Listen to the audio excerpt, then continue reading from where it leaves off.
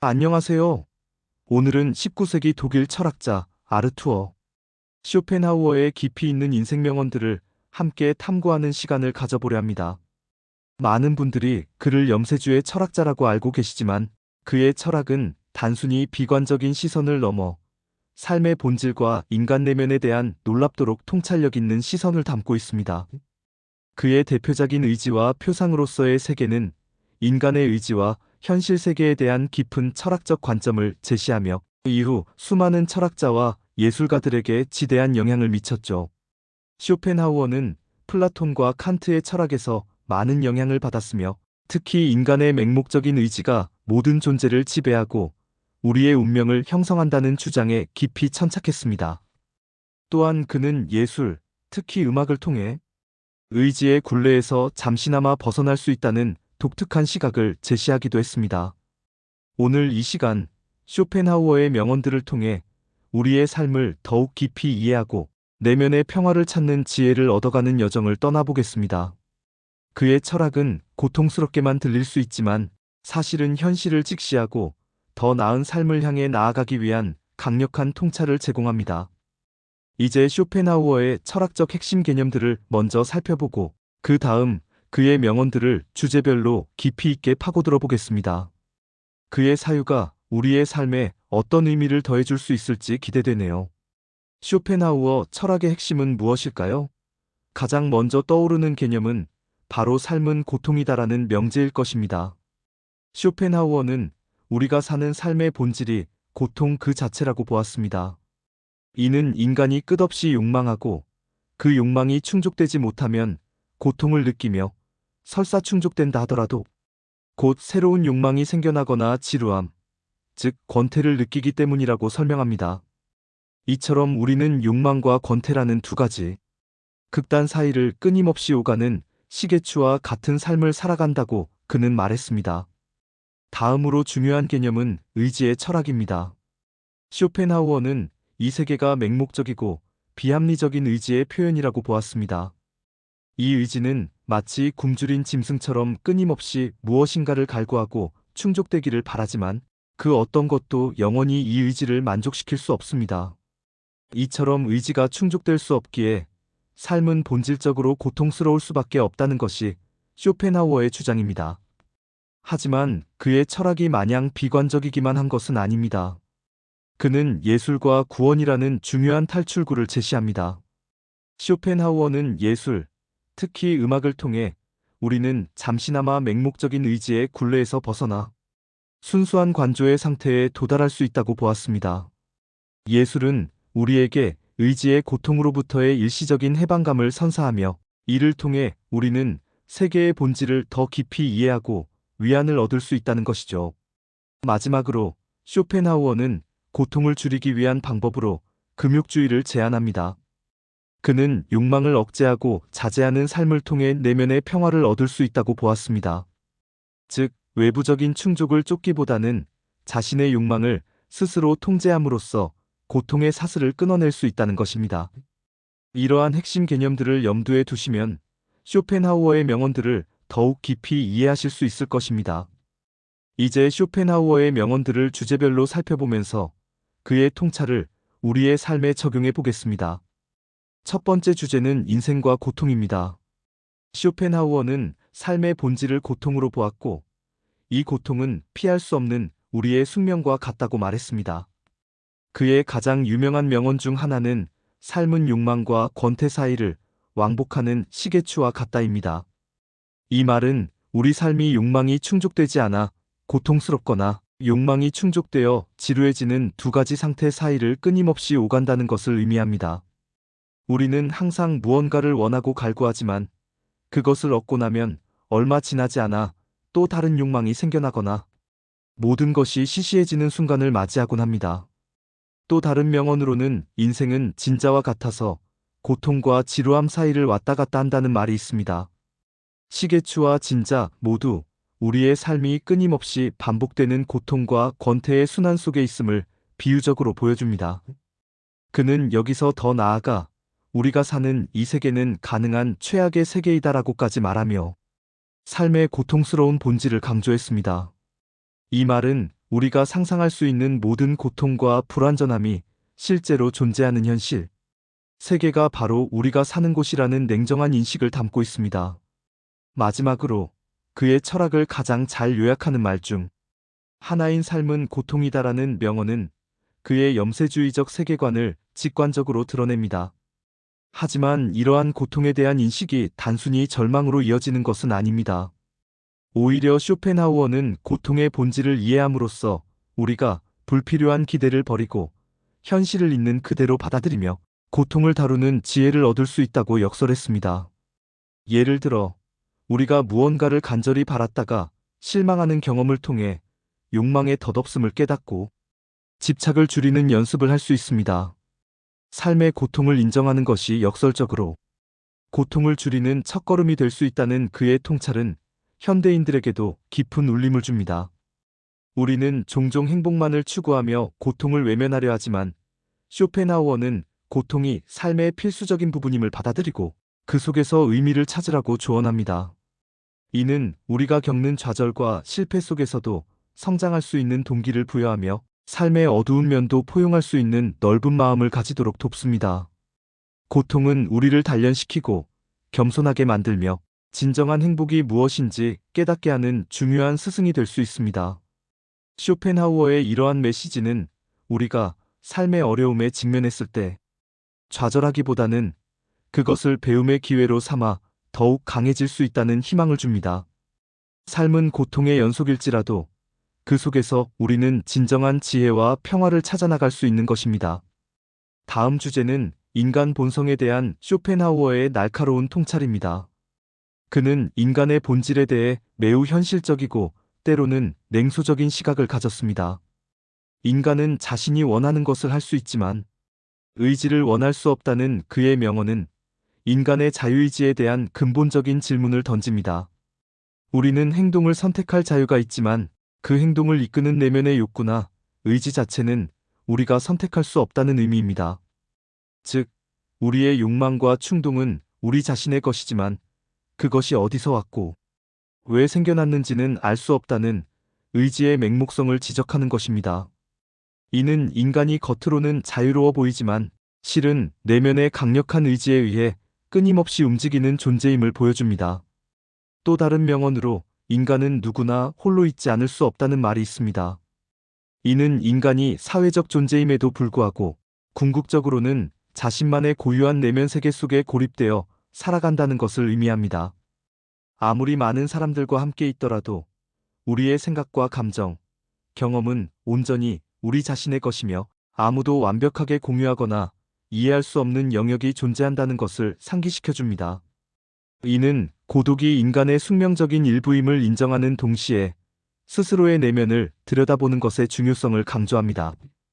이어서 모든 사람은 자신의 시야의 한계를 세계의 한계로 여긴다는 명언은 인간의 주관적인 인식의 한계를 지적합니다. 사람들은 자신이 보고 듣고 경험하는 것만을 진실이라고 믿고 그 외의 다른 가능성이나 관점을 쉽게 받아들이지 못한다는 것입니다. 이는 인간의 오만함과 편협한 사고방식을 비판하는 동시에 우리가 얼마나 쉽게 자기중심적인 세계관에 갇힐 수 있는지를 경고합니다. 이러한 인식의 한계는 종종 오해와 갈등을 야기하며 세상을 제대로 이해하는 데 방해가 됩니다. 마지막으로 우리는 다른 사람들과 같아지기 위해 우리 인생의 대부분을 낭비한다는 명언은 사회적 압력과 타인의 시선에 갇혀 살아가는 현대인들에게 특히 큰 울림을 줍니다. 사람들은 자신의 진정한 욕구나 개성을 억누르고 사회가 요구하는 기준이나 타인의 기대에 부응하기 위해 많은 시간과 에너지를 낭비합니다. 이는 결국 자기 자신을 잃어버리고 불행해지는 결과를 낳을 수 있습니다. 쇼펜하우어는 이러한 인간 본성의 어두운 면을 냉정하게 직시함으로써 우리가 자기 자신을 더 깊이 이해하고 불필요한 욕망이나 사회적 압력에서 벗어나 진정한 자아를 찾아야 한다고 역설합니다. 이러한 자기 성찰은 우리가 타인의 시선에서 벗어나 내면의 목소리에 귀 기울이고 진정으로 원하는 삶을 살아갈 용기를 주는 중요한 과정입니다. 그의 말처럼 우리는 자신을 이해하는 데 게을리하지 말고 사회의 통념에 휩쓸리지 않도록 주의해야 합니다. 진정한 행복은 타인의 인정을 받는 데서 오는 것이 아니라 자기 자신을 있는 그대로 받아들이고 사랑하는 데서 시작된다는 것을 우리는 명심해야 합니다. 인간 본성에 대한 쇼펜하우어의 통찰은 우리가 삶을 대하는 태도와 타인과의 관계를 다시 한번 돌아보게 하는 중요한 계기가 됩니다. 우리는 자신의 한계를 인정하고 타인의 시선으로부터 자유로워질 때 비로소 진정한 의미의 자유를 경험할 수 있습니다. 세 번째 주제는 지혜와 행복에 대한 쇼펜하우어의 사유입니다. 그는 행복을 추구하기보다는 지혜와 깨달음을 통해 고통을 줄이는 데 집중했습니다. 지혜로운 사람은 생각과 말 사이의 간격을 유지한다는 명언은 신중함과 절제의 중요성을 강조합니다. 즉흥적으로 말하기보다는 한 번 더 생각하고 말의 무게를 아는 것이 진정한 지혜라는 것입니다. 이는 불필요한 오해나 갈등을 피하고 관계를 더욱 돈독히 하는 데 도움이 됩니다. 또한 이는 자기 통제와 내면의 고요함을 유지하는 데 필수적인 요소이기도 합니다. 다음으로 인간의 행복과 불행은 무엇으로 자신의 마음을 가득 채우느냐에 달려있다는 말은 우리의 내면 상태가 행복을 결정한다는 쇼펜하우어의 중요한 메시지입니다. 외부적인 조건보다는 우리의 생각과 태도가 행복에 더 큰 영향을 미친다는 것이죠. 비록 삶이 고통의 연속이라 할지라도 우리가 어떤 시각으로 세상을 바라보고 어떤 마음가짐을 가지느냐에 따라 삶의 질이 달라질 수 있음을 일깨워줍니다. 이어서 행복은 단지 고통이 잠시 멈춘 상태일 뿐이다라는 명언은 쇼펜하우어의 염세주의적 관점을 잘 보여줍니다. 그는 행복을 영속적인 상태로 보지 않고 단지 고통이 일시적으로 사라진 순간이라고 정의했습니다. 이는 행복에 대한 과도한 기대를 버리고 고통을 인정함으로써 오히려 평온함을 찾을 수 있다는 역설적인 깨달음을 줍니다. 우리가 행복을 맹목적으로 쫓기보다는 고통을 관리하고 줄이는 데 집중할 때 역설적으로 더 큰 만족감을 얻을 수 있다는 것입니다. 또한 불행해지지 않는 가장 확실한 방법은 너무 행복해지기를 바라지 않는 것이다라는 명언은 앞선 생각과 일맥상통합니다.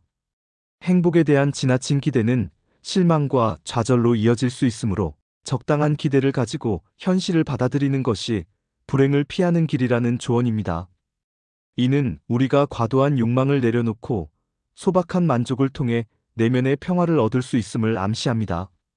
마지막으로 우리는 쾌락 대신 지혜를, 행복 대신 깨달음을 추구해야 한다는 쇼펜하우어의 말은 그의 철학이 추구하는 궁극적인 목표를 보여줍니다. 일시적인 쾌락이나 행복을 쫓기보다는 삶의 본질을 이해하고 고통을 넘어선 진정한 깨달음을 얻는 것이 더 중요하다는 것입니다. 이는 고통을 피하려는 노력이 아니라 고통을 이해하려는 노력을 통해 우리가 더 깊이 있는 삶의 의미를 발견할 수 있음을 의미합니다. 지혜와 깨달음은 우리를 외부의 상황에 휘둘리지 않는 단단한 내면을 갖추게 하며 진정한 자기 만족과 평온을 선사합니다. 이처럼 쇼펜하우어는 행복을 직접적으로 추구하기보다는 고통의 본질을 이해하고 지혜를 통해 욕망을 조절함으로써 역설적으로 불행을 줄이고 평온한 삶을 영위할 수 있다고 말했습니다. 그의 조언은 우리가 삶의 본질을 직시하고 불필요한 욕망에서 벗어나 진정한 자기 만족을 찾도록 이끌어줍니다. 행복을 외부에서 찾기보다는 내면의 성장과 지혜를 통해 얻으려는 노력이 중요하다는 그의 메시지는 오늘날에도 우리에게 많은 영감을 줍니다. 우리가 고통을 외면하지 않고 직시할 때 비로소 고통을 넘어서는 진정한 평화를 얻을 수 있다는 것을 기억해야 할 것입니다. 네 번째 주제는 고독과 자립입니다. 쇼펜하우어는 인간의 내면적 독립성과 고독의 중요성을 매우 강조했습니다. 사람은 혼자 있을 때에만 진정한 자신이 될 수 있다는 그의 명언은 인간이 타인의 시선이나 사회적 역할에서 벗어나 오롯이 자기 자신과 마주할 때 비로소 진정한 자아를 발견하고 성장할 수 있음을 역설합니다. 우리는 사회생활 속에서 수많은 가면을 쓰고 다양한 역할에 맞춰 살아가지만 진정한 우리의 모습은 고독 속에서 가장 잘 드러나기 마련입니다. 고독은 외부의 방해 없이 자기 자신을 깊이 성찰하고 내면의 목소리에 귀 기울일 수 있는 소중한 시간입니다. 이러한 시간을 통해 우리는 자신의 강점과 약점을 파악하고 진정한 욕망과 목표를 깨달을 수 있습니다. 혼자 있는 시간을 두려워하기보다는 이를 통해 스스로를 단련하고 독립적인 사고를 기르는 기회로 삼아야 합니다. 쇼펜하우어는 진정한 만족과 행복은 외부의 인정이나 관계에서 오는 것이 아니라 스스로의 내면에서 발견되어야 한다고 보았습니다. 진정한 자립은 외로움을 견딜 줄 아는 능력에서 시작됩니다. 남에게 의존하지 않고 스스로의 판단과 의지로 삶을 이끌어 나가는 힘은 고독 속에서 길러집니다. 고독은 우리가 타인의 기분이나 평가에 휘둘리지 않고 자신의 가치와 신념을 굳건히 지킬 수 있도록 돕습니다. 현대 사회는 끊임없이 사람들과 연결되고 소통하도록 강요하는 경향이 있습니다. 소셜미디어는 끊임없이 타인의 삶을 엿보게 하고 비교를 통해 자신을 평가하게 만듭니다. 이러한 환경 속에서 고독은 때때로 비정상적이거나 외로운 것으로 치부되곤 합니다. 하지만 쇼펜하우어는 이러한 사회적 통념에 반대하며 진정한 삶의 지혜는 고독 속에서 길러진다고 보았습니다. 진정한 고독은 단순히 혼자 있는 상태가 아니라 스스로의 내면과 깊이 연결되는 시간입니다. 이는 우리가 외부의 소음으로부터 벗어나 자신만의 생각과 감정에 집중할 수 있게 하며 궁극적으로는 더 강하고 지혜로운 개인이 되도록 돕습니다. 고독을 통해 우리는 타인에게 의존하는 습관을 버리고 자기 자신을 믿고 의지하는 법을 배울 수 있습니다. 이러한 자기 신뢰는 우리가 어떤 역경에도 흔들리지 않고 앞으로 나아갈 수 있는 단단한 기반이 됩니다. 쇼펜하우어의 말처럼 진정한 자신을 만나기 위해서는 혼자만의 시간을 가지는 용기가 필요합니다. 그리고 그 고독 속에서 우리는 세상의 유혹에 흔들리지 않는 진정한 자유와 독립을 얻을 수 있을 것입니다. 고독은 도피가 아니라 진정한 자아를 향한 여정의 필수적인 과정임을 기억해야 합니다. 마지막 주제는 예술과 음악에 대한 쇼펜하우어의 특별한 관점입니다. 그는 예술, 특히 음악을 통해 인간이 맹목적인 의지의 굴레에서 벗어나 잠시나마 고통으로부터 해방될 수 있다고 보았습니다. 음악이야말로 예술 중에서 으뜸이며 훌륭한 음악을 듣는 것은 정신을 목욕시키는 것과 같다는 명언은 쇼펜하우어가 음악에 부여한 최고의 가치를 보여줍니다. 그는 음악을 단순히 소리의 배열이 아니라 세계의 본질을 가장 직접적으로 표현하는 예술 형식으로 보았습니다. 다른 예술들이 표상, 즉 의지의 객관화를 통해 간접적으로 세계를 드러내는 반면 음악은 의지 그 자체를 직접적으로 표현한다고 설명했습니다. 음악을 들을 때 우리는 현실의 고통과 욕망에서 벗어나 순수한 관조의 상태에 몰입하게 됩니다. 마치 정신이 깨끗하게 정화되는 듯한 느낌을 받으며 잠시나마 고통과 번뇌를 잊고 평온함과 숭고함을 경험하는 것이죠. 이러한 경험은 인간에게 일시적인 구원과 위안을 제공하며 삶의 무게를 덜어주는 역할을 합니다. 쇼펜하우어는 예술을 통해 우리는 의지의 끊임없는 갈망에서 벗어나 순수한 인식의 세계로 들어갈 수 있다고 보았습니다. 이는 우리가 일상생활에서 경험하는 주관적인 고통과 번뇌를 초월하여 세계의 보편적인 본질을 이해하게 해줍니다. 예술 작품을 감상함으로써 우리는 개인적인 의지로부터 벗어나 세계의지, 그 자체를 객관적으로 바라보는 경험을 할 수 있습니다. 특히 음악은 언어나 개념의 한계를 넘어 감정의 가장 깊은 곳을 건드리고 인간 내면의 근원적인 움직임을 표현합니다. 슬픈 음악을 들으면 슬픔이 정화되고 웅장한 음악을 들으면 숭고함에 압도되듯이 음악은 우리의 감정을 고양시키고 정화하는 힘을 가집니다.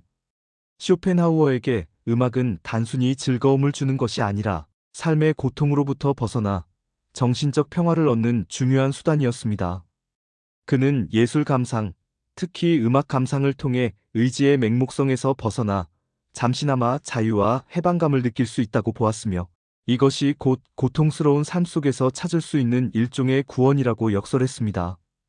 현대 사회에서 우리는 끊임없이 자극을 추구하고 소비하는 데 익숙해져 있습니다. 하지만 쇼펜하우어는 이러한 소비적인 삶에서 벗어나 예술을 통해 내면을 풍요롭게 하고 정신적인 만족을 얻는 것이 중요하다고 조언합니다. 바쁜 일상 속에서 잠시 멈춰서서 한 곡의 음악을 진정으로 감상하거나 한 폭의 그림 앞에서 깊은 생각에 잠기는 시간은 우리의 정신을 재충전하고 삶의 고통을 잠시나마 잊게 해주는 소중한 기회가 될 것입니다. 예술은 우리에게 아름다움을 선사할 뿐만 아니라 삶의 본질을 깨닫고 내면의 평화를 찾는 데 도움을 주는 강력한 도구입니다. 쇼펜하우어의 말처럼 훌륭한 음악을 통해 우리의 정신을 목욕시키며 삶의 무게를 덜어내는 지혜를 발휘해 보시기 바랍니다. 지금까지 아르투어 쇼펜하우어의 인생 명언들을 주제별로 살펴보았습니다. 그의 철학은 종종 염세주의적이라는 평가를 받지만 그 이면에는 인간의 삶과 고통의 본질에 대한 깊이 있는 통찰이 담겨 있습니다. 우리는 삶이 고통의 연속임을 인정하고 맹목적인 욕망에서 벗어나며 타인의 시선에서 자유로워질 때 비로소 진정한 지혜와 평화를 얻을 수 있다는 그의 메시지를 확인했습니다. 그는 행복을 맹목적으로 추구하기보다는 고통의 원인을 이해하고 욕망을 통제함으로써 불행을 줄이는 데 집중하라고 조언했습니다. 그리고 고독 속에서 진정한 자아를 발견하고 예술, 특히 음악을 통해 일시적인 구원과 위안을 얻을 수 있다고 보았습니다. 쇼펜하우어의 철학은 결코 우리에게 절망하라고 말하지 않습니다. 오히려 그는 삶의 어려움을 직시하고 불필요한 기대를 버리며 자기 자신에게 집중함으로써 내면의 평화를 찾을 수 있다고 역설했습니다. 그의 철학은 마치 거울처럼 우리의 삶을 비춰주며 우리가 외면하고 싶었던 진실들을 마주하게 합니다. 하지만 이 진실을 받아들일 때 우리는 역설적으로 더 단단하고 지혜로운 존재로 성장할 수 있습니다. 쇼펜하우어의 염세주의는 단순히 비관적인 시각이 아니라 현실을 냉철하게 분석하고 고통의 원인을 파악하여 더 나은 삶을 살아가기 위한 철학적 시도였다는 점을 기억해 주시기 바랍니다. 그의 철학은 불교 철학과도 깊은 연관이 있으며 욕망으로부터 벗어나 해탈을 추구하는 불교의 가르침과도 많은 유사점을 보입니다. 오늘 쇼펜하우어의 명언들을 통해 얻은 깨달음이 여러분의 삶에 작은 등불이 되기를 바랍니다. 삶은 고통의 연속일지라도 그 속에서 우리는 지혜를 찾고 예술을 통해 위안을 얻으며 고독 속에서 진정한 자신을 발견할 수 있습니다. 니체, 톨스토이, 프로이트 등 수많은 후대 사상가들에게 지대한 영향을 미친 쇼펜하우어의 철학은 오늘날에도 여전히 우리의 삶을 이해하는 데 중요한 통찰을 제공합니다. 그의 명언들이 여러분의 내면을 성찰하고 삶의 진정한 의미를 찾아가는 여정에 도움이 되기를 진심으로 바랍니다. 비록 쇼펜하우어의 말이 다소 무겁게 들릴 수 있지만 그의 가르침은 우리에게 현실을 직시하고 불필요한 고통을 줄이며 궁극적으로는 더 평온하고 지혜로운 삶을 살아갈 수 있는 길을 제시합니다. 감사합니다.